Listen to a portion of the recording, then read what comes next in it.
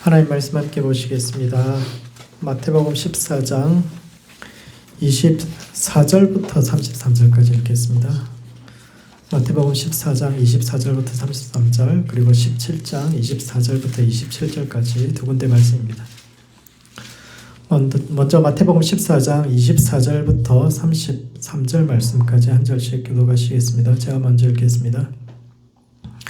배가 이미 육지에서 술이나 떠나서 바람이 거스름으로 물결로 말미암아 고난을 당하더라. 밤 사경에 예수께서 바다 위로 걸어서 제자들에게 오시니 제자들이 그가 바다 위로 걸어오심을 보고 놀라 유령이라 하며 무서워하여 소리 지르거늘 예수께서 즉시 이르시되 안심하라 나니 두려워하지 말라. 베드로가 대답하여 이르되 주여 만일 주님이시거든 나를 명하사 물 위로 오라 하소서 하니 오라 하시니 베드로가 배에서 내려 물 위로 걸어서 예수께로 가되 바람을 보고 무서워 빠져가는지라 소리질러 이르되 주여 나를 구원하소서 하니 예수께서 즉시 손을 내밀어 그를 붙잡으시매 이르시되 믿음이 작은 자여 왜 의심하였느냐 하시고 배에 함께 오르사 바람이 그치는지라 배에 있는 사람들이 예수께 절하며 이르되 진실로 하나님의 아들이로소이다 하더라. 아멘. 17장 말씀도 함께 한 절씩 교독하시겠습니다. 17장 24절부터 27절까지 말씀 한 절씩 교독하시겠습니다. 제가 먼저 읽겠습니다.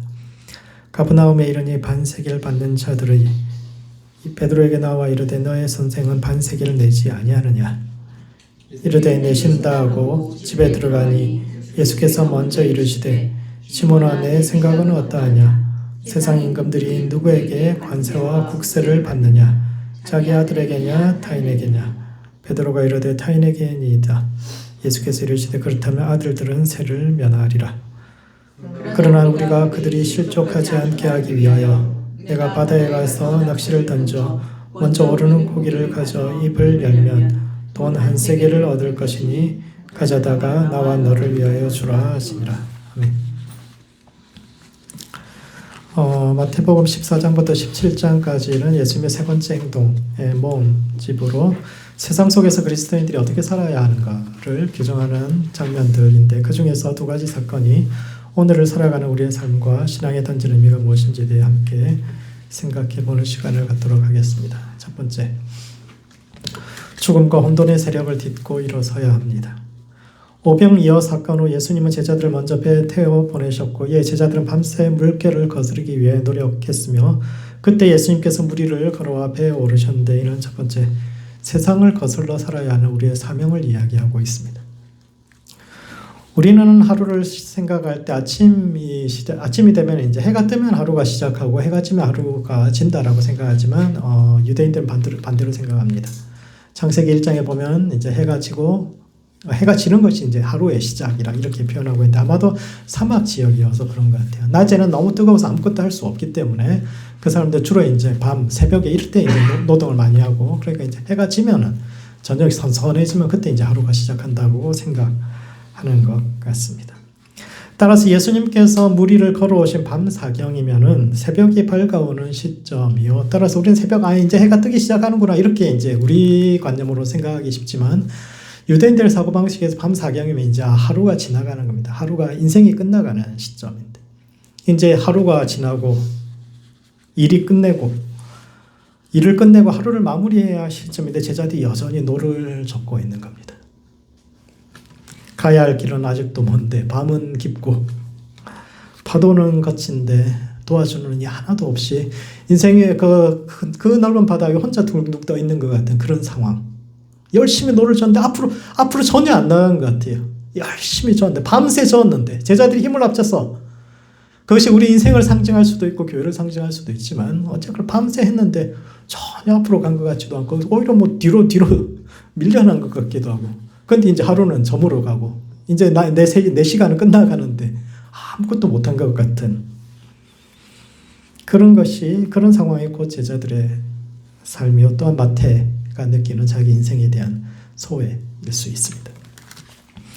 예수님께서 맡기신 사명을 감당하기 위해서 오순절 마가 다락방에서 성령이 임하고 난리가 났죠. 그때는 한꺼번에 뭐 수천 명씩 전도도 하고 뭐 사람들이 회개하고 엄청난 기적과 능력이 나타나던 그런 시대를 살았지만 70년 사건으로 인해서 모든 것이 사라져 버립니다. 성전은 무너지고 백성들은 뿔뿔이 흩어져서 믿음을 버리고 온 세상으로 다 나가버리고 정말 이 시대에 무슨 하나님이 무슨 역사 우리가 버림받은 시대든지 하나님 시대든지 세대든지 아니면 하나님이 함께 계시지 않 그렇게 말하는 백성들 앞에서 마태가 남은 제자들에게 예수님과 함께 있었던 어떤 날에 관한 이야기를 하는데 그것이 무리를 걸어오신 예수님에 관한 이야기입니다. 고대 근동 사람들에게 바다는 태초의 혼돈과 죽음의 세계를 상징합니다. 창세기 1장 1절에 보면 태초에 하나님께서 천지를 창조하시기 전에는 세상에는 혼돈과 공허가 가득했지만 하나님의 영이 수면 위에 임하기 시작하면서 즉 하나님이 바다를 밟기 시작하면서 이 땅에 질서가 생기고 창조가 시작되었고 모든 것이 새롭게 시작되었던 것처럼 예수님께서 바다를 딛고 일어섬으로 다시 한번 이 땅에서 혼돈의 역사를 정리하고 새로운 역사를 시작하셨던 것처럼 교회는 그 일에 동력자로 초청받았음에 따라서 세상을 거슬러서 그 바다 위에 서는 것이 우리의 사명이다 라고 마태가 이야기하고 있습니다. 그런 점에서 교회는 바람 부는 대로 물결 치는 대로 세상의 흐름에 맞춰 사는 자들이 아니라 물결을 거슬러서 바다를 건너는 이들의 모임입니다. 밤은 깊고 밤새 노를 젓지만 배는 조금 더 앞으로 나아가지 못한 상황에서도 그럼에도 불구하고 포기하지 않고 주님과 함께 시대를 건너 세상을 건너는 것이 하나님 백성의 사명인데 이를 감당하기 위해서는 마지막까지 포기하지 않고 오직 주님 한 분만을 바라보아야 합니다. 그때 베드로가 예수님과 함께 잠시 무리를 걷다가 곧 빠졌는데 예수님께서 그를 책망하신 말씀이 믿음이 작은 자여 왜 의심하였느냐 이 말씀을 하셨는데 헬라어로 의심하다는 말이 두 군데를 동시에 쳐다보다 라는 뜻입니다. 의심할 때 이게 될까 안 될까 이게 아니라 그런 마음이 아니라 한쪽으로는 예수님을 보고 한쪽으로는 물결을 보고 현실을 보고 그렇기 때문에 네가 빠진 것이다 이렇게 이야기하시는 한쪽 눈으로는 하나님을 바라보지만 다른 한쪽 눈으로는 세상을 바라보거나 혹은 주님과 현실을 하나님 바라보면 될 것 같은데 현실을 바라보면 또 안 될 것 같기도 하고 계속 두 군데 번갈아 가면 그렇게 하고 있으면 마음이 모이지 못하니까 꼭 내가 이것을 해야겠다 내가 여기서 꼭 이것을 이루어야 그런 생각 없이 여기도 쳐다보고 저기도 쳐다보고 그러면은 너의 인생이든 교회든 삶이든 세상이든 결국 물 속에 빠질 수밖에 없고 결국 파선할 수밖에 없는데 그러므로 마음을 모아 오직 하나님을 바라보아야 물결을 거슬러 살아갈 수 있습니다. 두 번째, 배를 벗어나서 바깥 세상으로 가야 합니다. 이 이야기에서 가장 재미있는 점, 가장 특이한 상은 예수님께서 배 안에 있지 않다라는 것입니다. 배가 교회를 상징한다면 예수님께서 배 안에 있어야 되는데 우리의 모임 속에 있어야 되는데 예수님 배 안에 계시지 않아요. 마태복음에서 배를 타고 건너편으로 가는 것은 안정된 땅을 떠나서 이제 위험한 땅으로 가야 한다 이런 뜻을 가지고 있습니다. 지난주에 설명 조금 하다가 말았는데 마가복음에서 갈릴리 이쪽과 저쪽은 유대 땅과 이방 땅 그래서 유대와 이방 양쪽에서 예수님께서 왔다 갔다 하시면 똑같은 사회가 그대로 하심으로 인해서 마가복음의 기본적인 구조는 하나님은 유대인들만의 하나님이 아니라 이방인의 하나님이다. 하나님은 부자의 하나님도 아니고 가난한 자의 하나님도 아니고 남자의 하나님도 아니고 여자의 하나님도 아니고 하나님 모든 차이를 뛰어넘어서 모두를 공평하게 대하시는 우리 모두가 하나님의 한 백성이다. 이런 이제 구조를 이야기하고 있다면 마태는 갈릴리 쪽에서 9가지 사역을 하고 딱 저쪽에 딱 한 가지 사역만 하는데 그게 이제 거라사 광인의 이야기입니다. 이쪽은 하나님 믿는 사람들의 땅인데 저쪽은 어떤 땅이냐 미치는 사람들이 있는 곳이 광인들이 사는 곳. 거라사 광인 마가복음에서 거라사 광인은 한 사람인데 마태복음에서 거기 두 사람 이야기 나오거든요. 미쳐버린 세상. 70년 비극을 경험한 마태에게 있어서 마가복음에서 거라사 광인이 귀신 들린 이유가 로마에 의해서잖아요. 로마 군단병들에 의해서 그 힘들었던 그 역사 속에서 도저히 감당할 수 없으니까 그렇게 미쳐버린 그런 상황인데, 마태복음에서는 아예 그 이야기도 빼버립니다. 로마 군단 왜 귀신 들렸는지 그게 핵심 이야기인데, 그 귀신의 정체에 대해서 마태는 이야기하고 있지 않습니다. 왜냐하면 그것을 언급하는 것도 너무 두려운 거예요. 사람들이 세상에 대해서, 로마에 대해서 그것을 언급하는 것조차도 두려울 정도로 너무너무 어려워하고 힘들어하고 세상으로 감히 나갈 생각도 하지 못하는 그런 상황을 이야기하면서, 그럼에도 불구하고 우리가 저기로 가야 한다, 우리가 안전한 이곳에 머물지 않고 세상으로 우리가 계속적으로 가야 한다라고 이야기하는 것이 마태복음의 구조인데, 재미있는 것은 마가복음에서 똑같은 이 이야기가 나오는데, 그때 예수님께서 그 무리를 걸어오실 때 배가 있는데 배를 향해서 오신 것이 아니라 예수님께서 그 옆을 지나가려고 하셨다, 이렇게 기록되어 있습니다.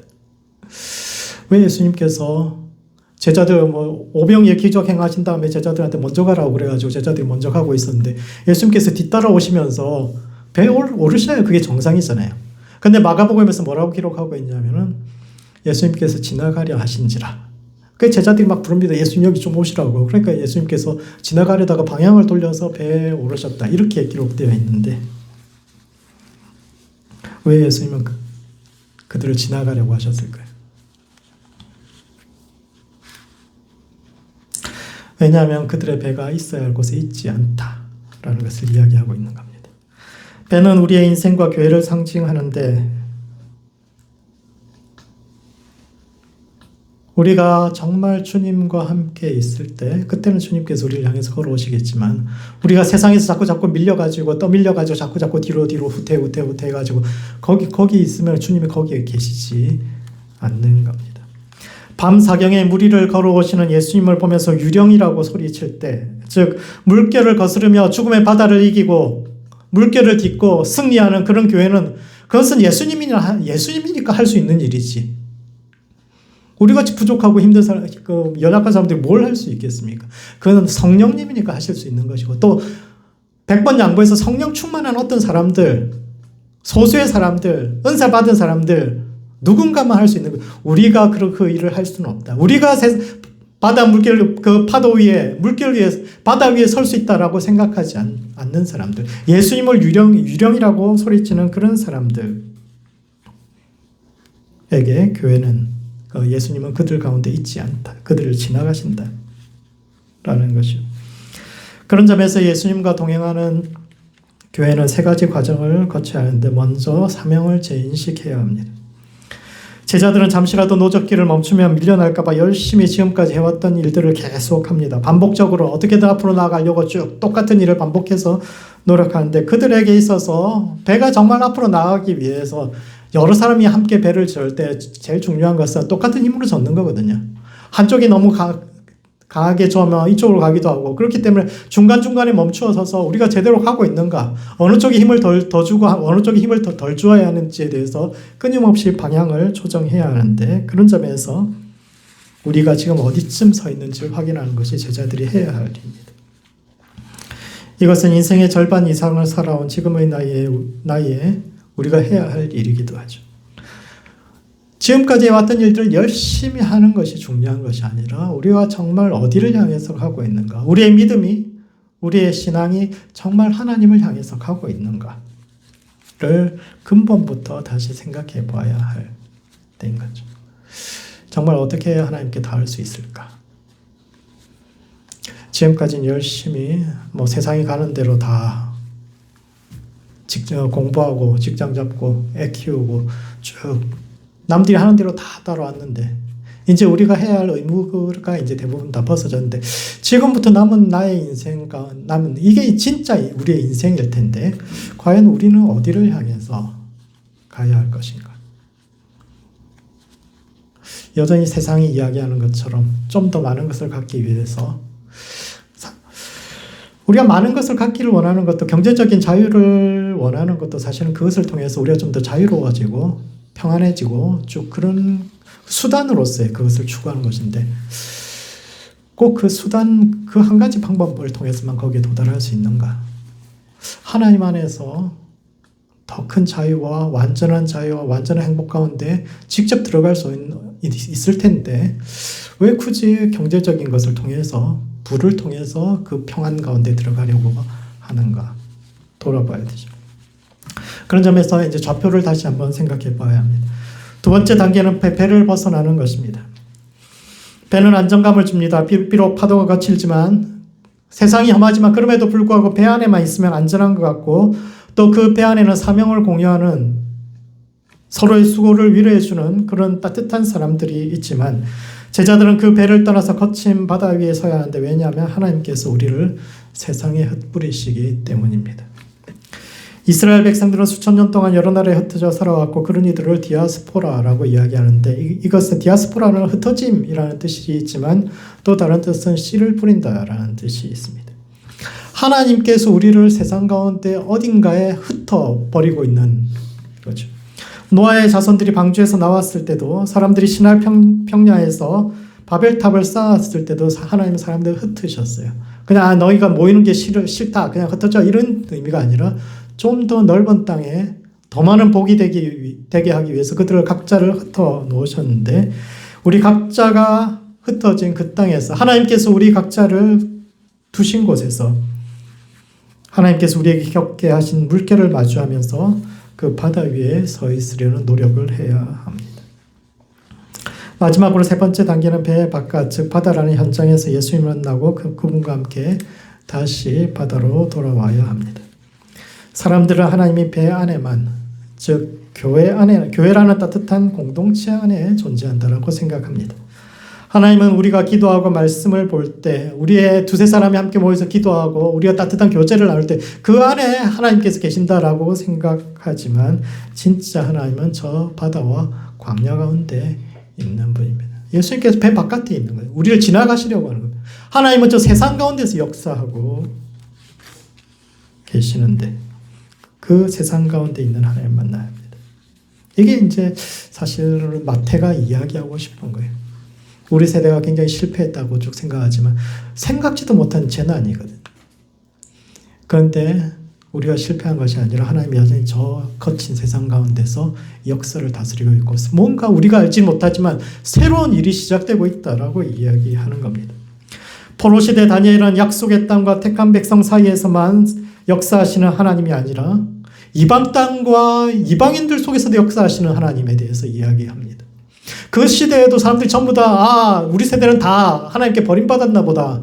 우리 약속의 땅에서 쫓겨났으니까 아브라함에게 주신 그 약속의 땅에 쫓겨났으니까 우리 버림받은 세대였나 보다 했는데 오히려 그곳에서 더 큰 하나님을 만났던 것처럼 예수님께서 세리와 창녀들에게까지도 은혜 베푸시는 하나님 말씀을 열심히 따르고 하나님 앞에 신실한 사람들만이 아니라 오히려 버림받았다고 생각하는 또 다른 사람들 속에 역사하시는 하나님을 만났던 것처럼 사도 바울이 이방인들 가운데 역사하시는 하나님이라는 새로운 진리와 함께 교회로 돌아왔던 것처럼 우리 각자가 각자의 바다에서 만나는 새로운 진리 교회의 역사는 신앙의 역사는 하나님께서 끊임없이 우리의 생각을 부수고 당신의 경계를 깨부수어서 하나님이 얼마나 광대한 분이신지를 이야기해온 역사인데 이와 같이 우리의 생각이 날마다 깨어져서 또 다른 곳에 존재하시는 그 하나님에 대한 진리를 가지고 들어와서 이 교회를 풍성케 우리 각자가 풍성케 해야 하는데 그러므로 안전한 곳에서 내려 하나님 계신 곳으로 나아가는 성도들 되시기 바랍니다.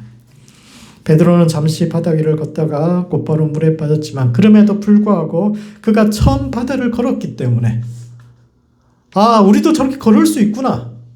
우리도 의심하지 않고 하나님만 바라보면 물 위를 걸을 수 있구나라는 것을 처음 보여주었기 때문에 많은 사람들이 그 길을 따라갈 수 있었는데 이와 같이 실패하더라도 하나님을 바라보며 안전한 곳을 떠나 거친 바다 위에서 새로운 하나님을 만나고 우리의 지경 너머에 있는 하나님을 만나고 그 경험으로 자신의 신앙과 교회를 새롭게 하는 모든 성도들 되시기 바랍니다. 두 번째, 싸워야 할 때가 있고 타협해야 할 때가 있습니다. 예수님께서 가버나움에 이르렀을 때 반세계를 받는 자들이 베드로에게 와서 너의 선생님이 반세계를 내지 않느냐고 물었는데 이는 첫 번째, 예수님께서 현존하는 체제를 인정하는가를 질문한 겁니다. 반세계를 받는 사람들은 성전세를 걷는 사람들입니다. 반세계는 2데나리온, 그러니까 성인 남자가 이틀 칠 땅 정도 해당하는 금액으로 모든 유대 성인 남성들이 내야 하는 세금인데 이것을 모든 사람이 내는 것은 아닙니다. 성전세는 누가 내느냐? 성전세는 성전 운영을 하는 세금이기 때문에 이미 성전에서 노동으로 섬기고 있는 제사장과 레위인들은 내지 않습니다. 그러니까 일반 평신도들만 내는 세금인데 이거 안 내는 사람들이 꽤 있었어요. 어떤 사람들이 안 냈느냐? 세례 요한이 활동했던 광야의 에센파는 내지 않습니다. 왜냐하면은 현존하는 제사장들과 저 성전은 타락한 체제이기 때문에 우리는 거의 다 돈을 낼 수 없다. 그것은 하나님에 대한 반역이다. 이렇게 해가지고 광야의 에센파는 내지 않습니다. 그리고 일부 열심당들도 내지 않습니다. 이게 진짜 성전을 위해서 쓰이는 거냐 아니면 사두개인이라는 로마와의 협력한 그 사람들이 어떤 자기들의 권력을 위해서 쓰고 있느냐 우리는 그것에 대해서 동의할 수 없기 때문에 열심당도 낼 수 없다. 이렇게 이야기합니다. 뿐만 아니라 원래 성전세의 근거가 되는 속전이라는 것이 이제 출애굽기에 나오는 그 속전이라는 것이 원래 평생에 한 번만 내면 되는 겁니다. 평생에 한 번만 내면 되는 건데 이걸 규정을 바꿔가지고 매년 내는 걸 바꾼 겁니다. 매년. 그러니까 예수님 시대의 명절에 이제 예배드리러 올라가면은 일단 들어갈 때 반세길 이틀치 일단 내야 되는 겁니다. 그런데다가 환전 수수료에 성전에서 쓰는 돈은 세속적인 돈을 쓰면 안 되기 때문에 성전에서 쓰는 돈을 또 바꿔야 돼요. 그 환전 수수료도 물어야 되고 또 재물을 사야 되죠. 재물을 사야 되는데 재물을 성전에서 지정한 가게에 가서 사야 합니다. 왜냐하면 흠이 있는지 없는지를 판별하는 게 제사장이기 때문에 자기 동네에서 끌고 온 거 괜히 끌고 왔다가 제사장이 이거 흠 있어 하면은 재물을 못 드리거든요. 그러니까 사람들이 아예 이제 돈을 들고 와서 명절에 가서 사는데 아무래도 사람들이 많이 모이는 명절에서 사니까 어떻게 되겠습니까? 가격이 올라갈 수밖에 없죠. 그것도 지정한 가게에서만 사야 되니까.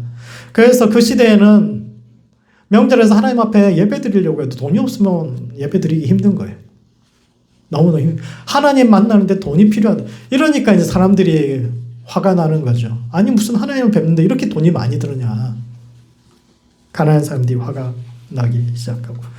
그래서 이제 뭐 성전세를 안 내는 사람들이 많이 생기니까 성전세 걷는 사람들이 또 와가지고 이제 질문하는 겁니다. 베드로한테 너희 선생님께서 성전세 내냐? 이렇게 물어본 것은 단순히 예수님께서 성전세를 내시느냐에 관한 질문이 아니라 기존의 체제를 인정하고 받아들이는지 아니면 이를 부정하고 거부하는 이들 편에 서 있는지를 질문합니다. 그래서 베드로가 예수님한테 이거 물어보려고 들어갔더니 예수님께서 그에게 먼저 질문하셨는데 그것이 새 성왕들은 누구한테 세금을 걷느냐? 자기 아들에게냐? 타인에게냐? 질문을 하는데 자, 이 질문을 우리 자신에게 물어봅시다. 국가의 세금을 내국인이 내야 됩니까? 외국인이 내야 됩니까? 미국 세금을 미국 사람이 내야 됩니까? 외국 사람이 내야 됩니까? 미국 사람이 내야 되는 거 아닌가요? 그렇지 않아요? 세금이라는 것이 공동체를 운영하는 자금이잖아요. 어떻게 하면 우리 공동체가 잘 될 수 있을까 생각할 때 뭐 길도 닦고 뭐 전기도 뭐 이것저것 인프라도 하고 또 공무원들 월급도 주고 내부 사람들에게 세금을 매기는 것이 우리의 일반적인 상식이죠. 그런데 예수님 시대에는 사람들이 어떻게 생각했냐? 예수님이 물어봅니다. 자기 아들에게냐 아니면 타국인에게냐? 내국인이 그 세금을 내야 되느냐? 외국인에게 세금을 걷는 것이 옳으냐? 그랬더니 베드로가 뭐라고 이야기하냐면은 당연하다는 것이 타인에게 걷어야죠. 이렇게 이야기를 하는데 예수님께서 이것을 통해서 그 시대의 세금 제도에 대해서 비판하고 있는 겁니다. 세금은 공동체를 유지하는 비용이기 때문에 공동체 내부 사람들이 내는 것이 당연한데 그 시대는 자기 아들이 아닌 외인에게 부과하는 것이 그것이 잘하는 것처럼 이야기되고 있는데 예수님 시대 로마 제국이 그렇습니다. 제국이 원래 그래요. 제국은 로마 시민권이 왜 중요하냐? 시민권 갖고 있으면 세금이 낮은 거예요. 식민지 백성들보다 세금이 훨씬 낮은 겁니다. 똑같은 일을 해도 장사를 해도 우리 가게에서 먹으면은 세금이 5%인데 식민지 백성이 주인으로 있는 땅 거기서 밥을 먹으면 15% 세금을 물면 사람들이 어디로 가겠어요? 시민권 갖고 있으면은 명의만 빌려줘도 그 가게 주인이 그럼 뭐 어떻게 하겠어? 사람들이 우리 사장으로 이름만 걸어달라고 그럼 세금이 다 낮아지는 겁니다.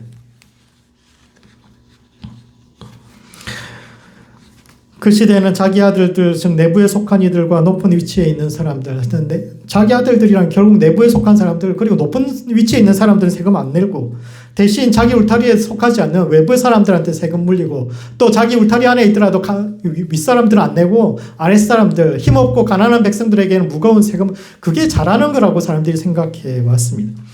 세상의 왕들은 더 많은 땅을 정복하고 그들을 착취해서 자국민들의 세금을 낮추어 주는 것이 좋은 정치인 것처럼, 내가 좋은 왕이라는 것은 내 백성 세금 낮춰 주려고 옆에 사람들 자꾸 괴롭히고 그리고 그 사람들한테 많이 뺏어오고 그러면 막 굉장히 잘하는 것처럼, 그렇게 한 지 끊임없이 나라와 나라가 싸우고 민족과 민족이 다투고, 그러니까 우리가 생각할 때는 뭐 옆 동네보다 우리 동네가 프라이드가 더 그런 것이 그냥 뭐 자존심 싸움이라는 것이 아니라 그 시대에 그 지역에서는 누가 더 높은가 더 낮은가의 세율이 달라지는 겁니다.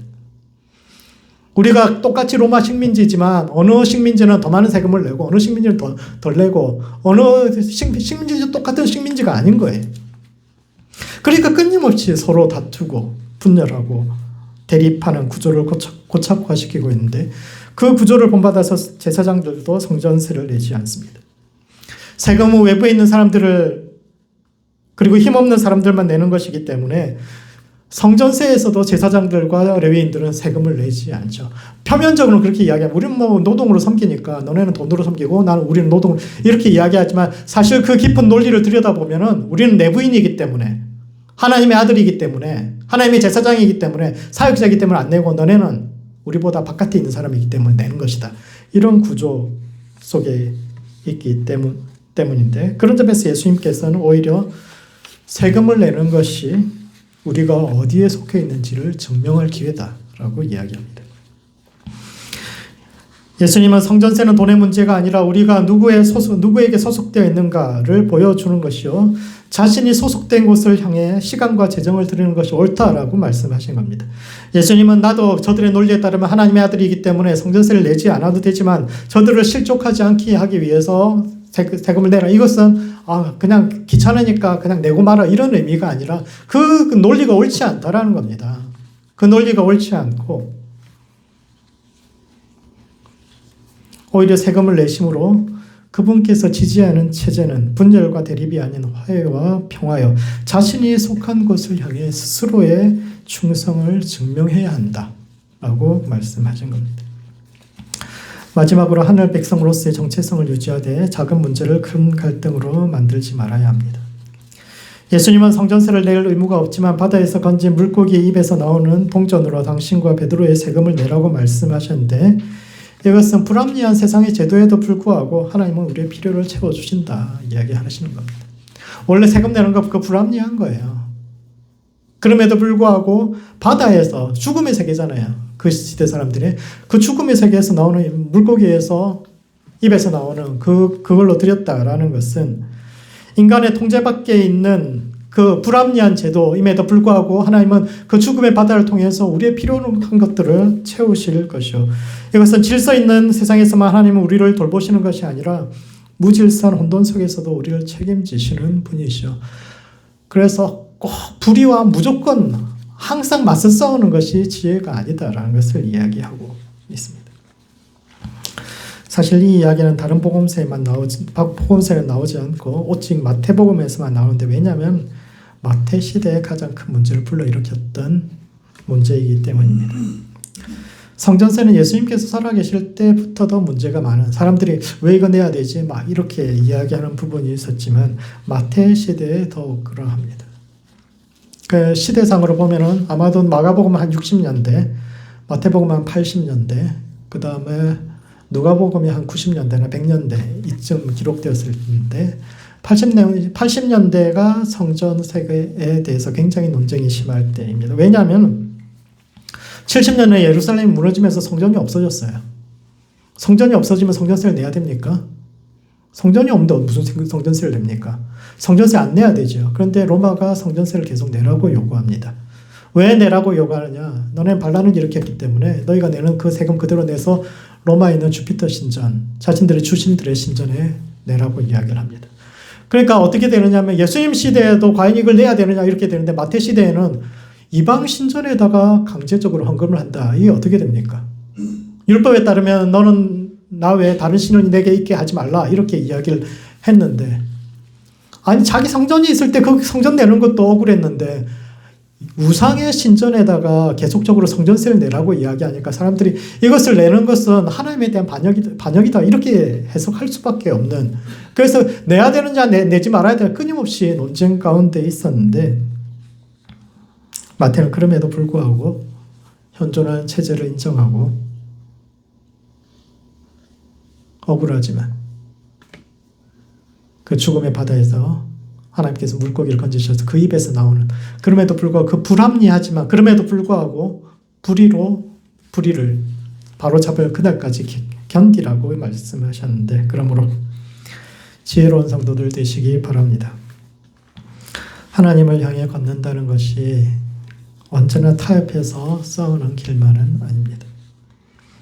하나님은 죽음의 바다를 통해서도 우리의 필요를 공급하시는 분이요 불의로 정의를 세우시는 분이며, 우리가 좌절하고 실패한 곳에서 더 큰 역전을 일으키시는 분인데, 원칙을 분명히 하되 하나님의 때를 잠잠히 기다릴 수 있는 모든 성도들 되시기 바랍니다.